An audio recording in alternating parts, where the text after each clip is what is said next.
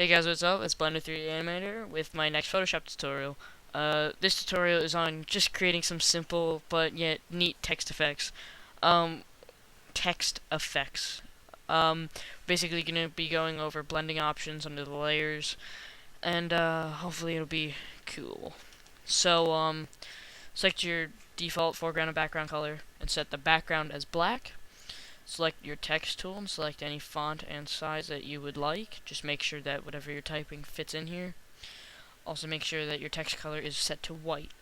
I'm just going to type Blender 3D Animator and drag it over just like that. Alright, so there's our text, plain as day. Nothing special about it. You can change the color, it's still going to look boring. So what we're going to do is you're going to double click on your layer, and you have your layer style blending options. Right now they're all the default, so there's absolutely none selected. So basically what we're going to do is we're going to go through all of them, and it'll be pretty cool. So drop shadow. Okay, kind of need a white background for this. Okay. Didn't think of that before. Excuse me, hand, as you could tell. And then this, I know, has to be...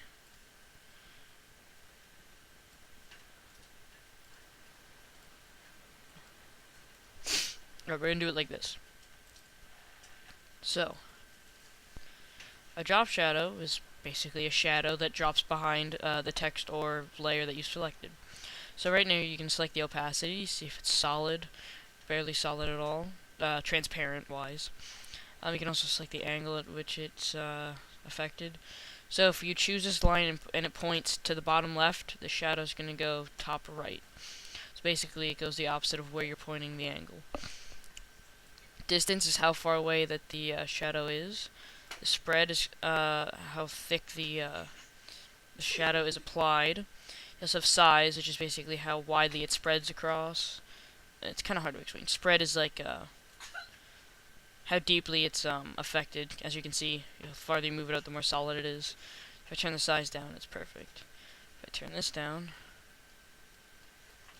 and this up, it gets blurry. So you also have your quality contour, which basically affects how the shadow works. This is your default right here. You can have an anti-alias so that it is smooth. Noise basically just adds this blurriness. And you can also change the angle and whatever just by clicking and dragging, which is pretty interesting. So I'm going to take the noise out. Size, as I said, increases in case you didn't get a shot. Size does that. Spread does that. Okay. So this is probably going to be a two-part tutorial. So we're going to go to inner shadow now. Basically, the inner shadow is like a shadow on the inside of the object. So if we choose white, okay, that's probably not good. Red, that'll stand out. You're going to choose, we'll set the opacity to 100. Distance, choke, size. Alright, this one isn't working exactly the way I want it to at the moment. Sometimes they don't. I'm not 100% sure. Let's try normal. There we go. Sometimes you have to change the layer type right here. So I'm gonna lower the distance to about 7 pixels, choke down, size down. The choke is basically spread. That's basically what it is. It's if you increase it, it becomes that. Decrease it becomes very blurry, and yeah. So basically you just adjust with those settings. Outer glow I really like. It adds a glow on the outside of your object. Wow, I bet you couldn't have figured that one out, now could you? So basically I'm gonna choose let's try an orange this time. And you can use precise, softer, spread and size again. That's precise, that's softer. Precise looks nicer for certain situations. Range. Range is low, that happens. Range is high, that happens. Jitter. I'm not 100% sure what that does. I have to check that out then for you guys. Or you can comment if you know. Inner glow, same thing. It adds a glow on the inside of your object. So, for example, we'll choose red again. And increase the size. choke, decrease the size. Basically adding a glow on the inside of the object.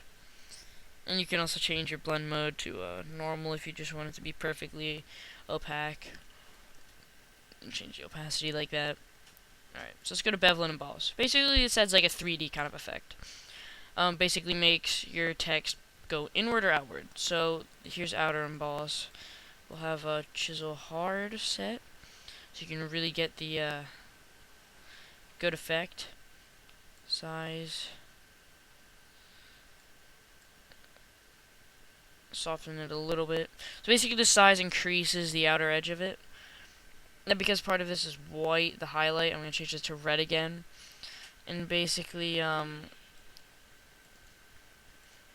where this red would be white. And it's basically the highlight of it, so like where the light is hitting it.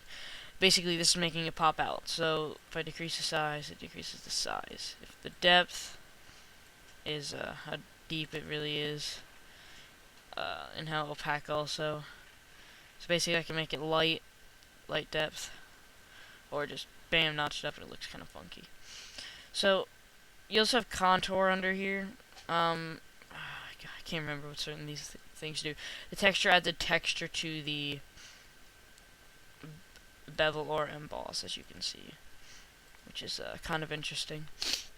It's pretty neat features. You can experiment and make it look nice. I'm just showing you guys examples. Okay, satin.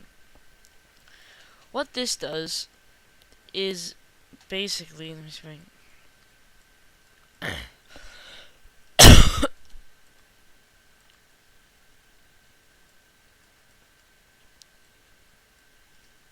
okay. This, basically like, okay. I'm gonna set the distance to 1. You see what's happening. If I just increase this a little bit to about here, you can kind of see that there's black pieces in there, and they look like letters. Well, it is. It's basically turning my current layer inside of itself. It's kind of hard to explain. You can also increase the size and make it blurry so that it's hard to tell. And then you get like this cool outline effect in here, see? Which is really neat. You can achieve some neat effects with all of these. Color overlay, probably, as you can guess, really just overlays a color. It's kind of pointless. Unless you don't have control over like full color of the layer. Gradient overlay just turns it to a gradient. You can click here and change the colors. Red. I like black and red, as you can tell. Black and orange also. Who cares? So basically, it adds a gradient. Yeah, you kind of get the point. Changes from one color to another. Pattern overlay. Overlays a pattern and or texture. Basically a texture, as you can see. It's pretty cool. You know, you can just use some, once again, good effects with it. It's neat. They have a bunch of different symbols. It's like a bubbles, like a checkerboard, crazy, ziggly. It's like a cloth almost. You know, other bunch of other stuff. It's pretty neat. So, like that looks neat right there. Stroke, basically just an outline. It's not like a glow. It's like it's basically outlining it. If you keep the opacity up. Even if you keep the opacity down, it's a solid outline, and it's perfectly contoured to it. You can also stroke it on the inside, like that. Okay, go back to the outside. And I can increase this like an idiot if I really wanted to, and yeah. So, those are basically it. Hopefully this tutorial didn't get too long. I think it did. And if it did, well, this will be the second part of the tutorial, because I haven't edited it while I'm recording it right now. So, hopefully you learned something from that. It's basically explaining how these options work and how you can, you know, mess with them. So I'm gonna make another tutorial basically combining these, showing you how to achieve effects by combining them. You know, giving some neat effects. It's not really a tutorial; it's just me experimenting and you guys looking at my ideas. All right.